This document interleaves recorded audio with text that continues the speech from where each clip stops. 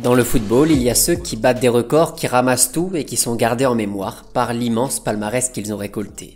Et puis, dans la hiérarchie du souvenir, il y a une deuxième catégorie, ceux qui n'ont pas gagné grand-chose, qui n'ont pas souvent levé les bras, mais dont l'héritage est encore présent presque 20 ans plus tard. Dans cette case, on retrouve essentiellement des footballeurs qui ont changé l'histoire du jeu, qui ont créé quelque chose de différent, qui dégageaient quelque chose d'unique, de jamais vu, de presque novateur. Dans cette case, on retrouve évidemment Monsieur JJ Okocha. Le magicien nigérian décrit à l'époque comme l'un des meilleurs footballeurs du monde et surtout comme l'un des entertainers les plus mémorables sur un terrain de football. Voici l'histoire d'un génie, d'un précurseur et d'un artiste devenu le modèle des plus grands footballeurs du monde.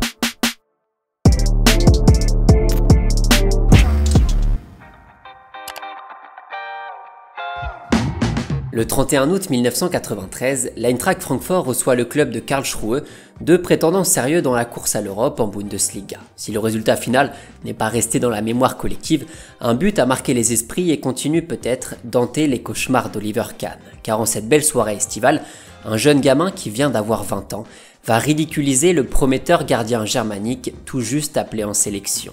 L'Allemagne découvre cette nouvelle étoile, elle s'appelle Augustin Azuka Okocha, dit JJ Okocha.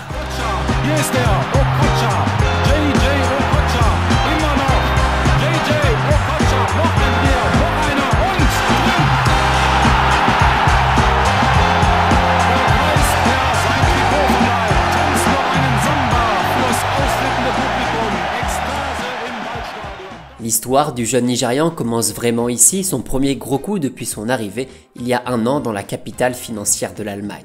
Francfort découvre ce jeune ailier qui peut jouer aussi meneur de jeu, ce style de footballeur si particulier qu'on appelle dribbleur. Dans une Bundesliga qui n'a pas connu d'immenses magiciens réputés pour leur qualité d'élimination, Okocha détonne un petit peu et fait parler de lui un peu partout en Allemagne. Bien sûr, il y a du déchet, bien sûr, Okocha ne traverse pas le terrain tout seul à chaque fois, mais on le voit, on le sent, ce jeune a quelque chose de plus que les autres, notamment dans l'improvisation. Avec des numéros différents mais toujours la même perception du football, le Nigérian devient une pièce maîtresse de l'effectif de l'Eintracht, aux côtés notamment du Ghanéen Tony Yeboah.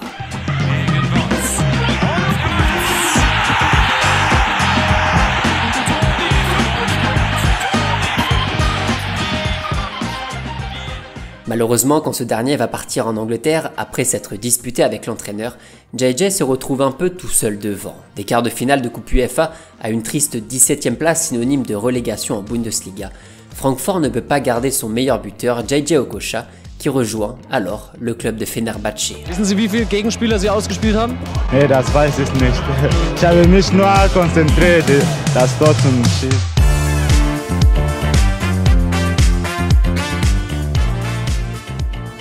Là-bas, le Nigérian va devenir une idole absolue, aussi bien pour son apport statistique et ses coups francs délicieux, que pour tout ce qu'il dégageait sur le terrain.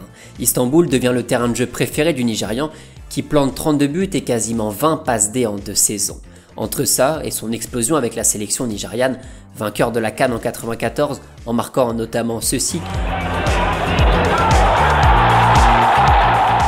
et bien sûr championne olympique au JO 96, le numéro 10 a passé un cap. Sur les rives du Bosphore, JJ Okocha fascine complètement les supporters de Fenerbahçe, la Turquie lui proposant même de se naturaliser en 97, proposition acceptée par le Nigérian.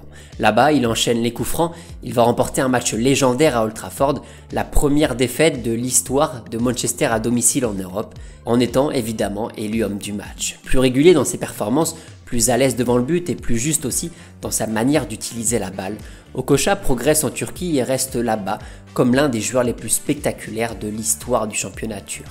L'héritage du numéro 10 est plutôt bien gardé. Et quand il dispute la Coupe du Monde 98 avec le Nigeria, en France, Okocha n'est pas le plus brillant de la sélection, mais il tape dans l'œil du PSG qui met tous les moyens possibles pour le ramener au club. Et quand je dis tout, je parle de montage financier bien obscur, bien opaque, que le club a traîné pendant de longues années après la signature.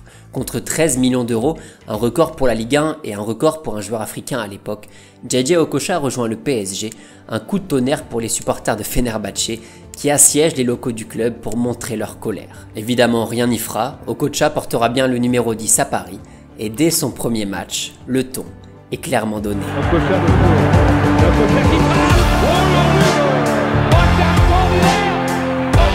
Oh,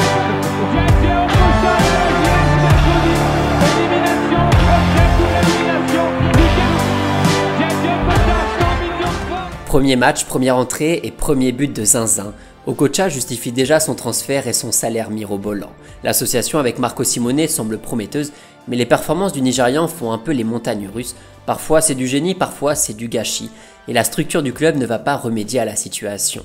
Le PSG se fait sortir de Coupe d'Europe par le Maccabi Haïfa, enchaîne 3 entraîneurs en 6 mois, change de président. Ça fait un peu beaucoup pour sa première année dans la capitale française. Proche du départ, Okocha décide de rester et redescend un peu plus bas, dans un poste de milieu relayeur, milieu récupérateur. Ça peut paraître un peu bizarre étant donné le profil de jeu de numéro 10, mais cette nouvelle position va relancer un peu la machine.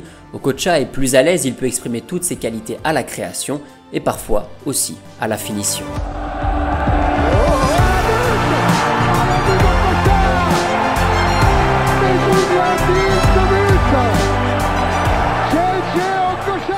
Les Bordelais ont décidé de tendre les deux joues, Okocha en a bien profité. Cette saison 99-2000 restera comme sa meilleure avec le PSG. Le Nigérian fait régulièrement lever le Parc des Princes et crier les commentateurs de Canal+, pour le plus grand bonheur des supporters. Son style de jeu, son sourire, cette façon si décontractée de jouer au football, parfois ça peut être un peu agaçant c'est vrai, mais ça fait tellement du bien de voir un mec s'amuser sur le terrain. Oh là là, il y avait eu ça juste avant aussi. Hein. On voit certains matchs, notamment contre l'AJ Auxerre, où Okocha marque un doublé, mais surtout il régale le Parc des Princes avec des dribbles, des feintes, des déviations, des talonnades, oser tout le temps, improviser partout. La devise préférée du numéro 10 parisien. Il y a évidemment l'aspect artiste, l'aspect dribbleur du joueur qui émerveillait tout le monde, mais Okocha était aussi un sacré milieu de terrain dans tout ce qui était lié à l'animation offensive. C'était là aussi l'une de ses grandes qualités, savoir faire jouer les autres, une qualité qu'il a développée avec le temps pour l'associer parfaitement avec sa qualité technique. Malgré une belle deuxième place et une qualification en Ligue des Champions, l'histoire de JJ Okocha va tourner un petit peu au vinaigre. Il joue un peu moins, il se blesse, il rejoint régulièrement la sélection et traîne des pieds pour revenir. Ça commence à sentir moyen pour le reste de l'aventure. En 2002, après une dernière saison plutôt correcte, il côtoie un jeune Brésilien plutôt prometteur lui aussi, qui dira de lui « JJ peut vous battre en dribblant, peut voir une passe avant tout le monde, marquer et impressionner la foule.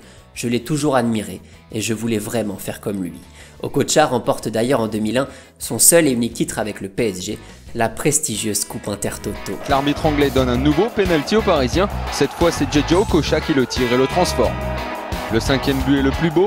JJ Okocha s'amuse avec la défense belge et décoche une frappe dont il a le secret. Après la victoire du PSG en finale contre Brescia, avec ce presque coup franc marqué par Okocha, le Nigérian peut quitter le PSG l'esprit tranquille. Il avait dit qu'il gagnerait un titre avec Paris. C'est désormais chose faite. La réponse du Nigérian, il avait eu un premier essai de l'extérieur du pied, cette fois-ci l'intérieur a fait mouche. Un partout, on est parti pour un match.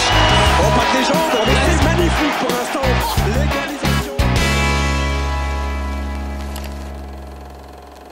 En juin 2002, juste avant la Coupe du Monde qu'il dispute avec le Nigeria, Okocha se met d'accord avec le club de Bolton, une petite surprise à l'époque, étant donné le talent assez extraordinaire du Nigérian. You should be at somewhere like Real Madrid, not Bolton Wanderers. Well, I don't know. Anywhere I found myself, I try to give my best. I try to stay doing my best to enjoy the game as much as I can. En réalité, son physique assez fragile, ses performances pas vraiment régulières et son salaire relativement élevé ont refroidi pas mal d'équipes alors même qu'il était disponible gratuitement. En Angleterre, Okocha débarque presque dans l'anonymat, on sait ce qu'il est capable de faire mais ce n'est pas du tout la superstar planétaire, il doit reprouver à Bolton que c'est un immense joueur de football. Et justement, alors que le club naviguait dans les dernières places du classement de Premier League, avec l'arrivée d'Okocha comme meneur de jeu et surtout comme capitaine, Bolton va finir par jouer la Coupe d'Europe.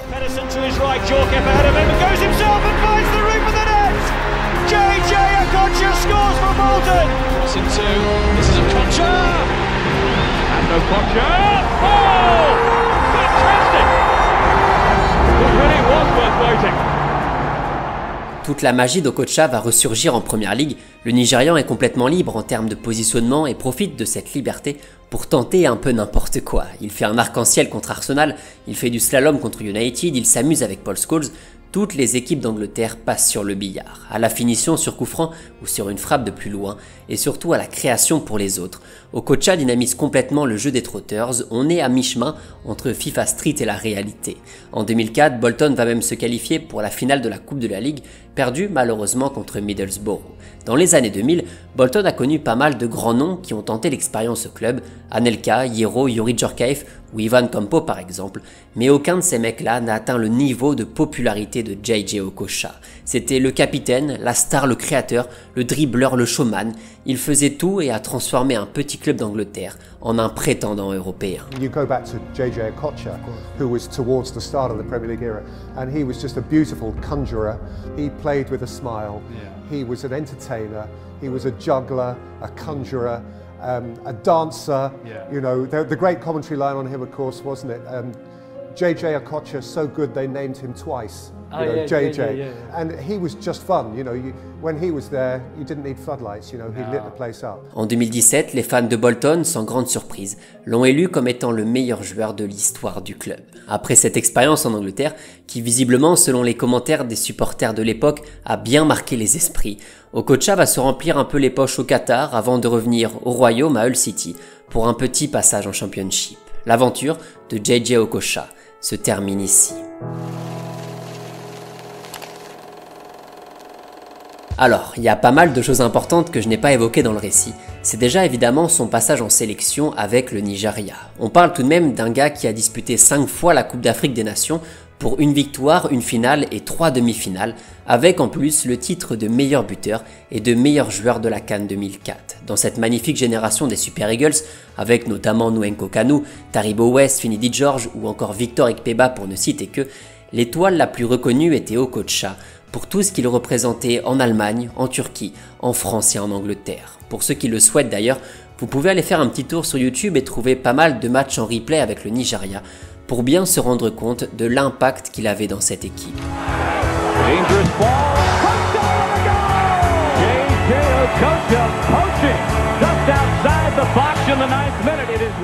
Et quand je disais que le Nigérian n'a pas gagné grand chose, bon bah une Coupe d'Afrique des Nations et une médaille d'or au JO, c'est pas trop mal non plus, il y en a plus d'un qui rêverait d'avoir ce palmarès. Surtout que l'aventure du Nigérian n'a pas commencé vraiment comme toutes les autres. Okocha, c'est aussi l'histoire d'un jeune adolescent qui a débarqué en Allemagne en 91 à 17 ans, à la base juste pour rendre visite à un pote qui jouait en 3e division allemande. Ce même pote qui, quelques jours plus tard, l'a présenté à un entraînement. JJ aurait selon les dires montré toute sa magie, suffisant pour que l'entraîneur du club se dise « Tiens, et si on offrait un petit contrat à ce jeune dribbleur, juste histoire de voir ce que ça donne ». 3 ans plus tard, ce jeune dribbleur gagnait la Coupe d'Afrique des Nations et s'imposait comme l'un des meilleurs joueurs de Francfort. Un début de conte de fées pour un conte de foot qui débutait bien et qui met à l'honneur un modèle pour tellement de jeunes footballeurs à l'époque. Ronaldo le Brésilien, Cristiano le Portugais qui ont fait ça. Ils ne l'ont pas juste sorti de leur chapeau, l'inspiration vient d'ailleurs et ils ne l'ont jamais caché. As I call that move to Ronaldo, and kids say, no, it's Okocha, and I said, no, it's Ronaldo's move, but now okay, I know it's your move. It's my move, and I can tell you exactly when Ronaldo picked it up. Really? It was during the Olympic Games. In 96? 1996. Really? I did it against Brazil. Et si je vous parle d'un jeune Allemand d'origine turque qui portait souvent le numéro 10 et qui a découvert le football via la Bundesliga et Fenerbahçe, ça devrait peut-être vous dire quelque chose. L'idole de jeunesse de Mesut Özil était aussi JJ Okocha. Il le racontait en interview disant s'être fortement inspiré du Nigérian lors de son passage en Turquie. Ronaldinho, Ronaldo, Özil, Cristiano, la liste des modèles commence à être un peu épaisse, preuve aussi de l'importance du personnage dans la mémoire des autres.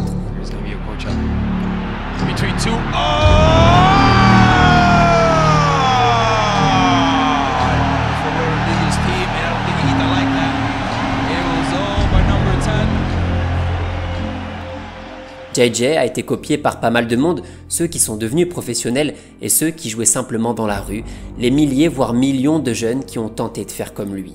Le petit tour du monde, le crochet ou sa spéciale, reproduit par les plus grands.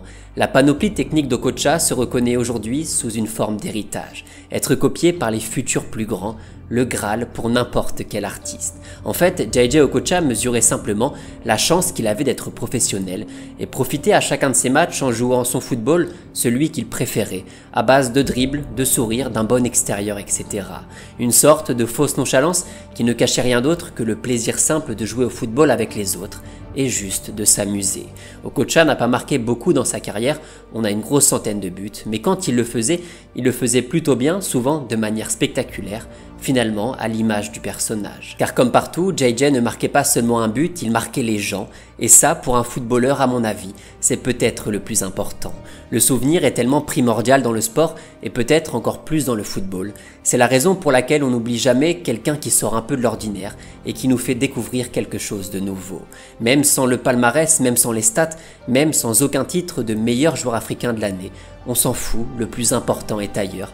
JJ Okocha est une raison évidente d'aller au stade ou de regarder des matchs à la télé.